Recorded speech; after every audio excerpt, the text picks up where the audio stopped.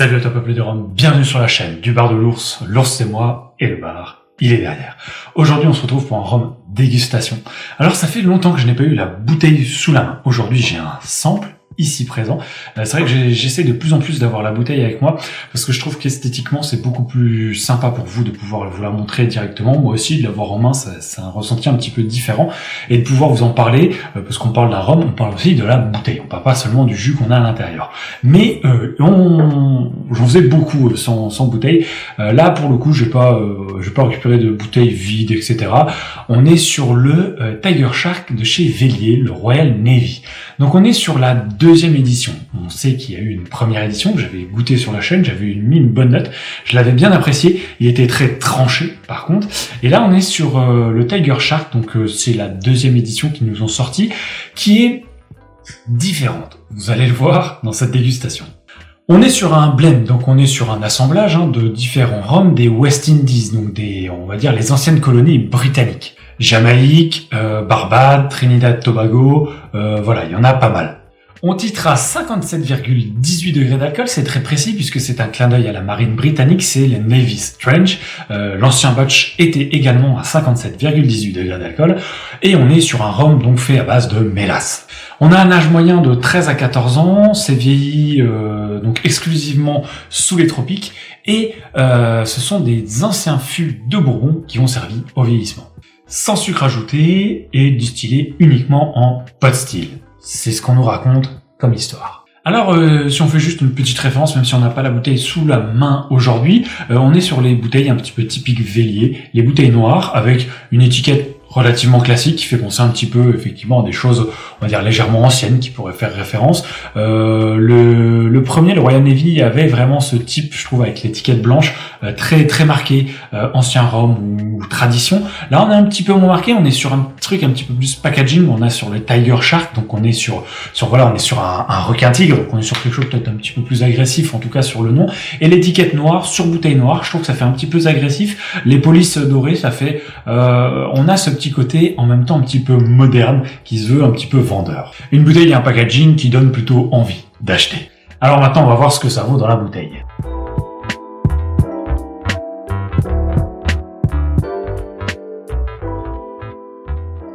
Donc la robe, on est sur un or légèrement bruni, très soutenu, avec des gros reflets orangés, et on voit que c'est très riche dans le verre.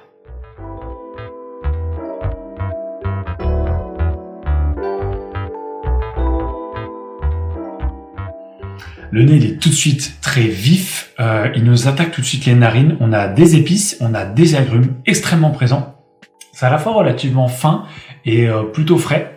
On a vraiment des fruits exotiques, on a vraiment une purée, une compotée de fruits exotiques écrasés qui sont doucement sucrés. Et on n'a pas trop pour l'instant sur le nez une sucrosité très élevée qu'on pourrait avoir sur des fruits sur une canne. On a la banane et quelque chose qui nous fait légèrement penser à la Jamaïque avec un tout petit vernis assez lointain, pas non plus trop présent. On a quand même cette note légèrement fumée. Alors je sais pas si ça peut venir du coup des anciens fûts de Bourbon ou si c'est peut-être plutôt le côté Jamaïque ou si on a quelque chose dedans qui nous fait penser à ça. Et ça se mêle vraiment avec quand même une vraie rondeur. On a quelque chose de presque un petit peu gourmand sur ce nez, très vif. Vraiment, on a une belle vivacité. Ouais, c'est un nez qui est intense. On sent que c'est un mélange de plusieurs terroirs, de plusieurs endroits. On sent qu'on a vraiment un blend avec des côtés plus marqués que d'autres. On a vraiment ces agrumes et en même temps, on a peut-être une petite pointe de chocolat. Et on a vraiment ce côté jamaïque que je trouve quand même relativement présent, qui irait presque s'asseoir avec le côté Barbade, beaucoup plus rond, beaucoup plus fruité, pâtissier. Et ça vient quand même te prendre le nez. C'est quand même effectivement, il y a ce côté vif, comme j'ai dit. Il y a vraiment associé à une petite fraîcheur et quelques épices. Il y a vraiment ce côté-là présent qui moi m'amène tout de suite sur la Jamaïque. Et une Jamaïque un petit peu différente de ce qu'on pourrait avoir d'habitude, parce que c'est marrant parce qu'on a vraiment cette Jamaïque de premier nez et second nez quand ça s'ouvre un peu, qui est presque un peu plus rond, un petit peu plus gourmand qu'un Jamaïcain. Voilà, on a une promesse dans le verre qui nous amène une petite tarte comme ça qui viendrait effleurer la joue, mais dans un gant un petit peu de velours presque, en tout cas pour le nez.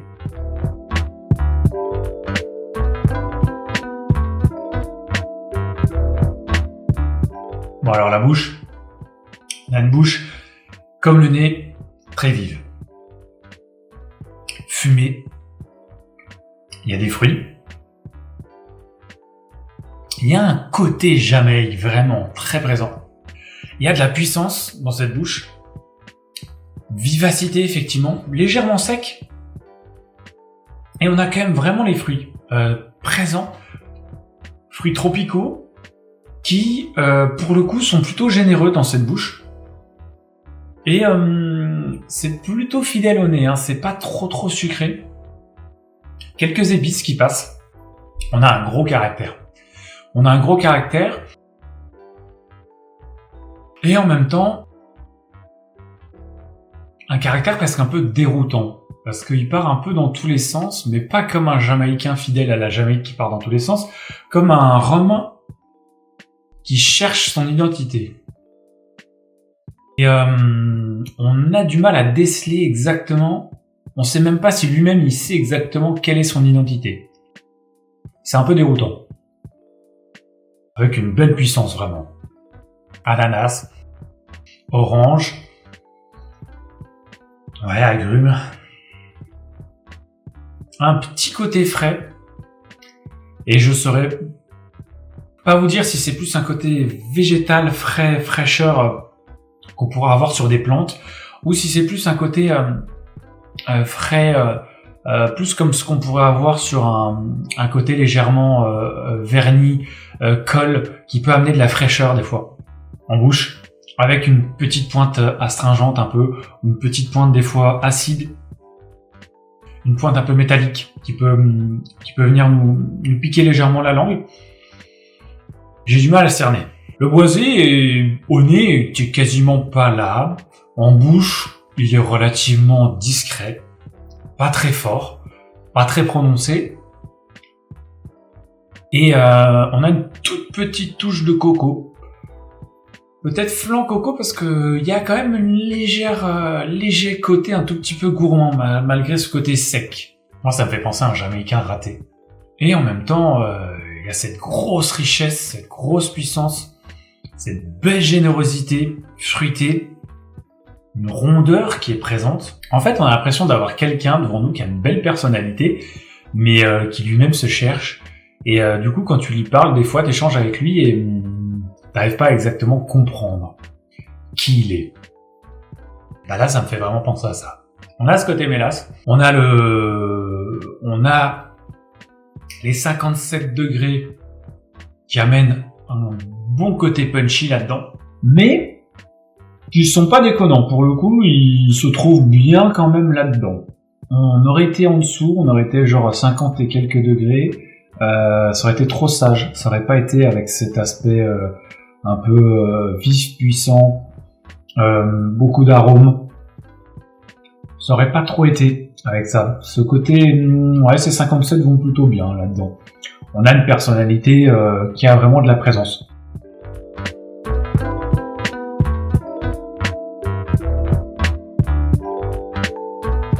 La finale est moyenne, elle reste, et on a vraiment ce côté solvant qui est vraiment présent sur la finale. Petit côté fraîcheur, qui pour le coup fait plus effectivement, j'avais du mal à alterner, j'irais plus sur des plantes ou sur ce côté un peu floral. Un peu moins fruité, le fruité est resté sur le milieu de bouche. C'est plutôt délicat et on a vraiment des épices pour le coup. Un peu moins sur la bouche, un peu plus sur la finale pour la épices.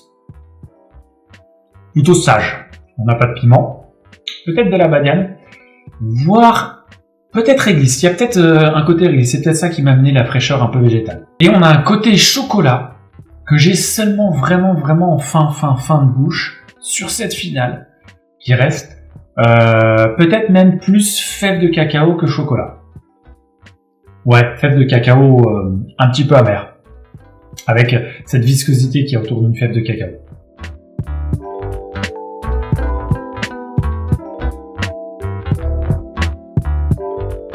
Pour conclure, on est sur un rhum qui, je pense, souffre de l'image de son grand frère. Le Royal Navy, premier du nom, était plus clivant que va être celui-ci, je pense, mais il avait une énorme force. Mais il avait ce côté sucré-salé que moi j'avais adoré, qui permettait d'imaginer plein de choses à la dégustation avec. Et il était extrêmement marqué, il avait une vraie stature, il était imposant quand on l'avait. Très plaisant, mais très très spécifique. Là on est sur quelque chose de spécifique aussi, mais quelque chose de spécifique moins tranché, moins marqué, plus timide sur ses aspects, et on a quand même une forte dominance jamaïcaine, qui fait qu'on a presque l'impression d'avoir un produit pas tout à fait terminé. Un produit qui est agréable à boire, qui est agréable quand même, qui est pas mauvais, faut le dire, il est bon, mais un produit qui est affiché à 150 €. 150 € pour ce que j'ai dans le verre, non, moi j'achète pas la bouteille, pour le coup, ça c'est sûr. Même s'il faut dire qu'elle est plutôt jolie avec son étiquette noire, etc. Mais non, ça m'intéresserait pas. C'est bon, mais c'est sans doute trop cher pour ce que c'est. Ça serait aux alentours de 70 €, 80 €. Pourquoi pas, on lui pardonnerait peut-être ses défauts. On arriverait à les oublier, je pense. Mais il souffre vraiment, je pense aussi, de l'image de son grand frère. Son grand frère ne serait pas sorti, il nous aurait sorti celui-là directement, on l'aurait vu un petit peu différemment, à mon avis. On aurait sans doute noté un tout petit peu mieux, parce que là, on a une référence vraiment qui est devenue une référence d'ailleurs, qui se cherche, qui a été très appréciée. Quoique au début, c'était quand même clivant, faut le dire. C'est pas un rhum non plus que vous allez filer à des débutants, faut pas non plus exagérer. Mais voilà, je pense qu'il souffre vraiment de l'image de son grand frère, celui-ci. C'est un assemblage qui, pour moi, pourrait être intéressant s'il avait été peut-être mieux dosé, sans doute, en termes de proportion, ou alors s'il y avait eu moins cette vraie dominance de la Jamaïque. Parce qu'on a vraiment l'impression d'avoir un Jamaïcain qui se cherche, en fait. Et c'est un petit peu dommage. Du coup, pour une bouteille qui est à 150 €, vous comprendrez que la note, moi j'irais sur une note plutôt restreinte. En termes de note, j'irais, comme ça tout de suite, j'irais sur un 7 sur 10. Mais en même temps, en voyant la bouteille à au moins 150 €, des fois on la trouve même à 160, 160 et quelques chez certains cavistes. Voilà, moi je suis pas un grand... Là pour le coup, je serais presque prêt à descendre la note, parce que j'ai du mal à gommer, à faire abstraction de ses défauts et cette trop présence jamaïcaine pour moi, parce qu'on n'est pas sur un jamaïcain pour le coup, on est sur un mélange, on est sur un blend. Et voilà, je pense que cette note de 7, là en ayant cette dégustation, me taquine, parce qu'en même temps il est pas mauvais, mais avec l'historique qu'on a autour, franchement, on va pas aller au-dessus, et voire même en dessous. Je pense même que je lui mettrais un 6 sur 10. C'est avec l'histoire qu'il est au-dessous. On me le donnerait juste comme ça, sans savoir qu'il y a eu le premier avant, une première mouture.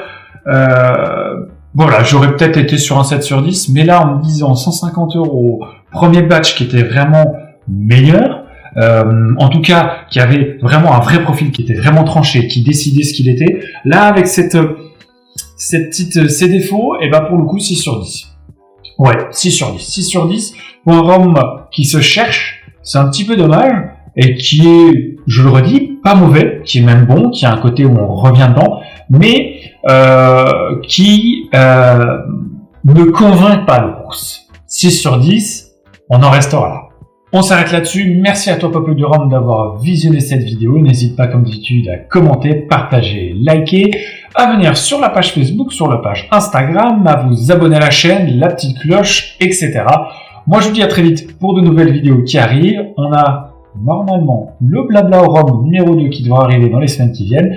J'ai 2 blancs aussi que je vais vous faire sur la chaîne. Et puis, comme d'habitude, n'oubliez pas plus haut que le rhum.